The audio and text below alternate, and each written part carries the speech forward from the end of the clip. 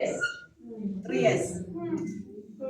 So into engishoyo ukuthi abantwana abancane bayadlwengulwa. Isikhathi esiningi ke mangifunda ama-docket noma ngikhuluma nabo noma nami ngiqhubeka nomsebenzi wami, ngithola ukuthi abantwana badlwengulwa emakhaya. Badlwengulwe o-stepfather, badlwengulwa omalume, badlwengulwe ihlobo cousin. Phinde badlwengulwe obaba babo abanye, yabo nje 7 weeks ubaba umsolo ubaba. 7 weeks nje umsolo wawethu ubaba so omakhelwane yabona nje kade ngizusisi la ikhuluma indaba ukuthi ingane siyikhulisa siyi-community. Inkinga yethu yinye manje, abantwana sisathembi umuntu ngabo. Ubhuti wakamakhelwane uyayibiza ingane athi uyoyithuma esitolo, angithi mayibuya esitolo ingane ivalele endlini uyayidlwengula, awazi wena. Yabona lona. So ingane ziyadlwengulwa kakhulu. And amacala engane anenkinga kakhulu ngoba wali basebancane abaningi babo. And kunama-court process abangakawa-understand. Into yokuqala nje mina mangizokhuluma nengane ngiyilungiselela inkantolo, kufanele ngiqale ngenze le nto okuthiwa i-competency test. I-competency test ithini na? Qale la emthethweni. Uthi umthetho wonke umuntu o-competent angaba ufakazi wenkantolo. Umuntu ongasikho ongekho competent angeke akwazi ukuba ufakazi wenkantolo. Nginikele ingane ka-3 years. Ingane ka-3 years obvious i-competency test angeke ayiphase. I-competency test ichaza ukuthini-ke na? I-competency test ichaza ukuthi ingane efanele ikwazi ukuhlukanisa phakathi kokukhuluma amanga nokukhuluma iqiniso. Iphinde ikwazi umphumela wokukhuluma amanga ukuthi kunjani. Iphinde yazi ukuthi yini embi phakathi kokukhuluma amanga neqiniso. So ingane mayincane kakhulu iseminyakeni nje yabo nje sengibonile mina.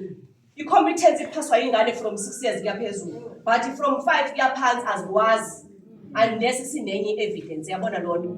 So ke siyaqhuquzela uphinde washo uzakwethu. Siyaqhuquzela bakithi uma ngabe uthola ukuthi ingane idlwenguliwe noma ingane ikutshela ukuthi idlwenguliwe, phuthumisa ingane ethuthuzela. Phuthumisa ingane kuphi? Ethuthuzela. Ngoba uma ngabe siyiphuthumisa ethuthuzela ingane ungakapheli u-72 hours ingagezile, udokotela mayenza leya examination yade ngisho usithathela namasampuli. Angisho udokotela njengoba enza examination uzosithathela namasampuli esithweni sayo sangasese.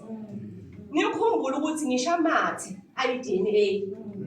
Ngiyayibona lona. So ama-fingerprints kade mbamba ngawo nawo ayi-evidence.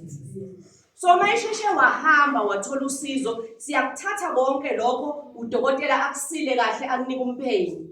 Umphenyi-ke ngisho-ke kubona ngithi akusheshe ngePitoli bahambise ePretoria. Isystem yethu yamaphoyisa yasePretoria imnandi kabi. Ngoba noma ngabe thudlwe ngulowo muntu ongamazi la ikhosisi nje. Uhlangane nomuntu akushaye akubuyise phansi akudlwengule. Asikho isikhathi sokuthi umuntu umbheke bakwethe ebusweni ukuthi kade njani enamehla amakhulu umuntu akuhlukumeza ukwazi ngisho ukumbheka usukuvikela nawe angithi. So awukwazi ukuthi umuntu umu-identify angithi.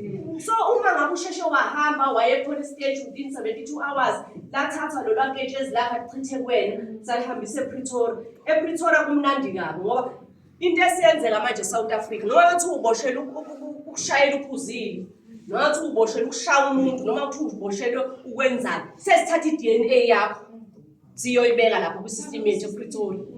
Kuyothi ngelinye ilanga mase kukhona i-case ereportiwe ye-rape singamazi ususpect, makufakwa amasampuli wesifazane azobona agxume lawo agxuma asho ukuthi nangu umuntu wadlula lo. Abanye sesibabamba nge-DNA link after all 5 years.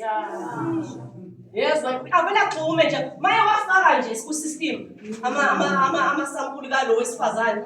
Kuwo wonke la masampuli ala ku-system azobona agxume la kunanga abantu. Kuthiwa nangu umuntu wadlula. Yibona lona. So kusenza kwenza kube lula mase sesilapha enkantolo sesiphethe le report yasePretoria okuthiwa i-DNA evidence report. Akekho umuntu ozosiphikisa lapho sesihambela phezulu sangasheshisa. Ngeke ngisosiphikisa.